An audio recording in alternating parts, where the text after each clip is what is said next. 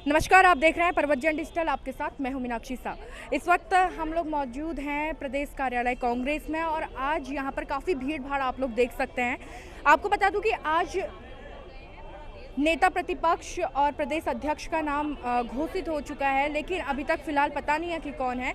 जल्द ही आप लोग के सामने भी आएगा, तो यहाँ पर जानने की कोशिश करते हैं आखिर किसका नाम सामने आया, क्योंकि अभी यहाँ से प्रीतम सिंह, यशपाल आर्या और आर्येंद्र शर्मा जैसे कई लोग यहाँ से गुजरे हैं। तो किसके नाम पे मुहर लगी है, कौन नेता प्रतिपक्ष है और इसके अलावा कौन प्रदेश अध्यक्ष है, इस सभी को लेकर यहाँ पर बातचीत करेंगे। तो हमारे साथ यहाँ पर गरिमा दसौनी जी भी हैं, उनसे बातचीत कर लेते हैं। गरिमा जी नमस्कार, मैं ठीक हूँ, थैंक यू सो मच। गरिमा जी, किस चीज़ को लेकर यहाँ पर आज बैठक की गई थी? देखिए, यहाँ हमारा आपको जैसे कि पता है कि हमारे नेता प्रतिपक्ष चुने जाने हैं विधानमंडल दल के, और यहाँ हमारे कांग्रेस पार्टी को, उत्तराखंड कांग्रेस पार्टी को मुखिया चुना जाना है। इसलिए यहाँ पर तमाम हमारे 19 विधायक यहाँ पर बैठे थे और 4 बजे लगभग ये बैठक शुरू हुई। हमारे माननीय प्रभारी जी दिल्ली से यहाँ पर आए और उन्होंने विधानमंडल दल की बैठक ली और प्रस्ताव जो है उस पर सबकी आम सहमति लेकर वो दिल्ली रवाना हो गए। अच्छा, किसके नाम पर अभी मुहर लगी हुई है, कुछ इस बारे में बताइए। नहीं, मोहर किसके नाम पर लगी है या ये तो या विधानमंडल दल का ही कोई सदस्य बता सकता है या माननीय प्रभारी जी बता सकते हैं, क्योंकि ये क्लोज डोर मीटिंग थी। तो आपको इस बारे में थोड़ी जानकारी नहीं? नहीं, किसी को भी जानकारी नहीं है, क्योंकि क्लोज डोर मीटिंग थी।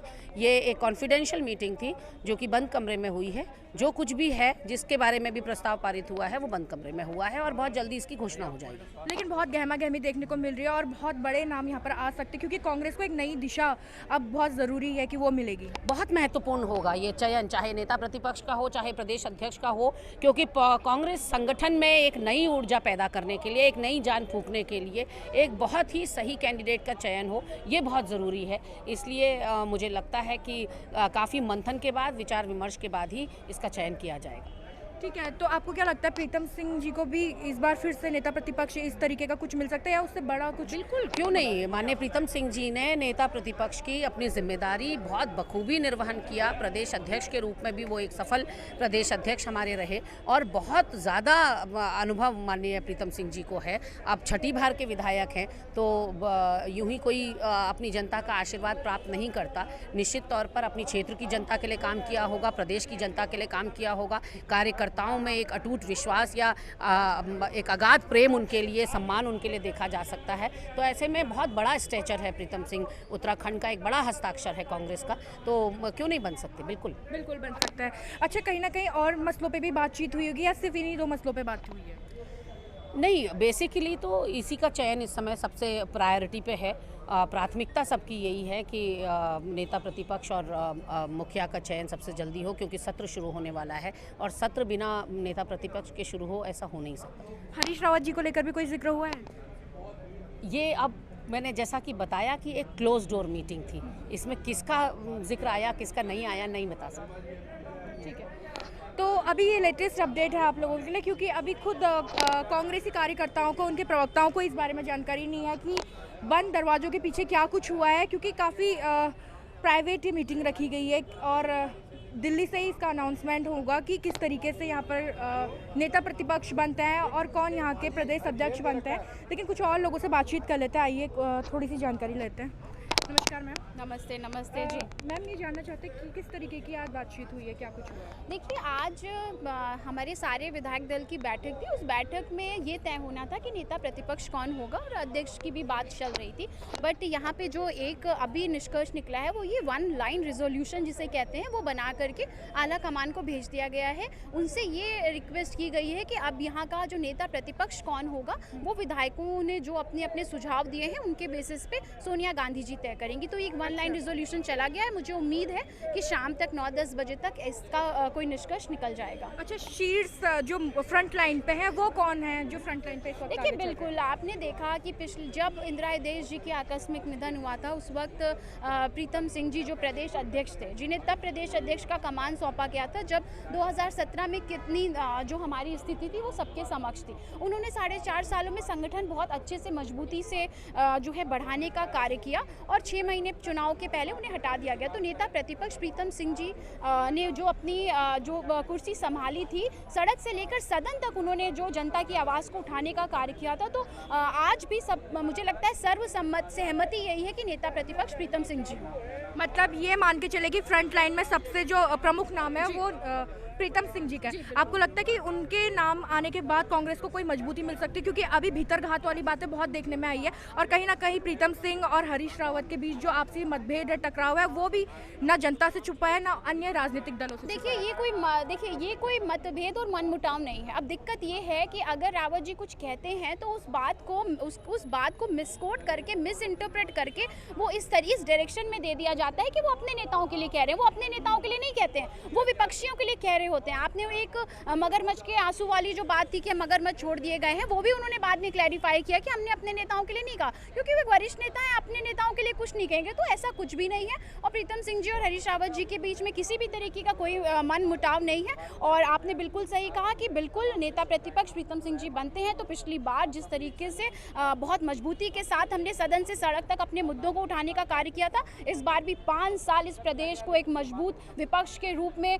और नेता प्रतिपक्ष के रूप में प्रीतम सिंह जी आगे चलाएंगे, क्योंकि जनता ने इस बार फिर से हमें विपक्ष में बैठने का जो है वो मत दिया है। तो हम अपनी जो भूमिका है उसे ईमानदारी से निभाने का कार्य प्रीतम सिंह जी के नेतृत्व में करेंगे। प्रदेश अध्यक्ष के नाम पे किसकी मुहर लग सकती है? उसमें सबसे आगे कौन? देखिए, प्रदेश अध्यक्ष के नाम पे अभी कोई भी ऐसे नाम नहीं है जो बाहर आए हैं और इसका भी एक जो निष्कर्ष निकल करके और जो एक संवाद स्थापित करके आला कमान को भेज दिया गया है और आला कमान ही इस पे अंतिम मुहर लगाने का कार्य करेगा। और मुझे लगता है शाम रात 9-10 बजे तक नेता प्रतिपक्ष का नाम आपके समक्ष होगा। प्रदेश अध्यक्ष का भी साथ में हो सकता है प्रदेश अध्यक्ष क्या हो, नहीं तो हो सकता है प्रदेश अध्यक्ष के लिए 2-4 दिन और लग जाए। अच्छा, जिस तरीके से अभी देखा गया कि हार की जिम्मेदारी देते हुए या फिर थोपते हुए गणेश गोदियाल जी ने इस्तीफा दिया था, उसके बाद कहीं ना कहीं प्रदेश अध्यक्ष के पद पे आने के लिए अब कांग्रेसी नेता थोड़ा डरे हुए हैं। नहीं, देखिए ऐसा कुछ नहीं है और ना ही उनसे हार के बाद किसी तरीके का इस्तीफा दिया उन्होंने, ना ही उन पे हार का ठीकरा लिया गया। उन्होंने खुद दिया भी नहीं और ना उन पे ठीकरा फोड़ा गया। आपको याद है कि जितने भी राज्य में हम चुनाव हारे हैं, हर राज्य के अध्यक्षों से सोनिया गांधी जी ने इस्तीफा मांगा और हार और जीत जो है वो सिक्के के 2 पहलू होते हैं। तो जब हम हार गए हैं तो एक नैतिकता बनती है, उस नैतिकता के आधार पे हर प्रदेश के जो अध्यक्ष हैं उन्होंने इस्तीफा सौंपा। तो इसमें ये नहीं कह सकते। और इस्तीफा देना, देखिए एक पद जो है राजनीति में कहते हैं कोई पद आपका हमेशा के लिए नहीं होता। आज इस पद पे मैं हूँ, मैं प्रदेश प्रवक्ता हूँ, कल इस पद पे कोई और होगा।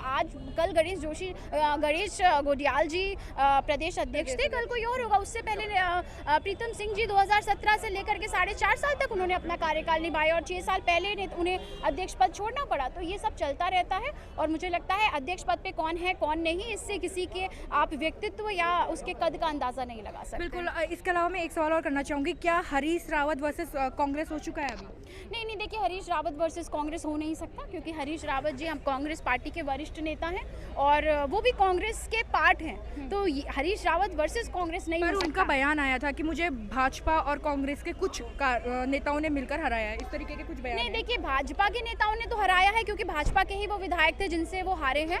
अंदर की फूट भी दिखाई नहीं, अंदर की कोई फूट नहीं है। वो बिल्कुल भारतीय जनता पार्टी पे ये आरोप लगा रहे थे कि शायद उन्हें कुछ षड्यंत्र रच के हटाया गया है, क्योंकि उनके जैसा वरिष्ठ नेता अपने कार्यकर्ताओं पे या अपने नेताओं पे अपनी हार का मुझे लगता है ठीकरा नहीं फोड़ सकता। अगर नेता प्रतिपक्ष प्रीतम सिंह बनते तो हरीश रावत क्या खुश होंगे? बिल्कुल खुश होंगे। पार्टी के वरिष्ठ नेता हैं वो और जैसे इतने सीनियर हैं वो कि वो एक मार्गदर्शक की भूमिका में अभी हैं और मुझे लगता है बिल्कुल खुश होंगे। ठीक है, धन्यवाद। Thank you.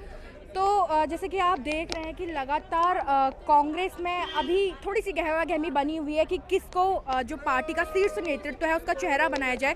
ज़रूर कांग्रेस जो है वो विपक्ष में बैठी हुई है और इसीलिए नेता प्रतिपक्ष का चेहरा बहुत बड़ा होता है और उसका कद भी काफ़ी बड़ा होता है। इसी को लेकर आज रात 9 या 10 बजे के आसपास, या हो सकता है उससे जल्दी पता लग जाए आज, क्योंकि मीटिंग बैठी हुई है। लेकिन फिलहाल अभी प्रवक्ताओं को और जो भी यहाँ पर कार्यकर्ता हैं उन्हें इस बारे में ज़्यादा जानकारी नहीं है, क्योंकि ऑफ डोर ये सारी बातचीत हुई है। तो फिलहाल अभी मेरे साथ इतना ही, लेकिन 8-9 बजे के आसपास ज़रूर नाम आ जाएंगे, वो अपडेट हम आपको देंगे। तब तक बने रहिएगा प्रवचन डिजिटल के साथ।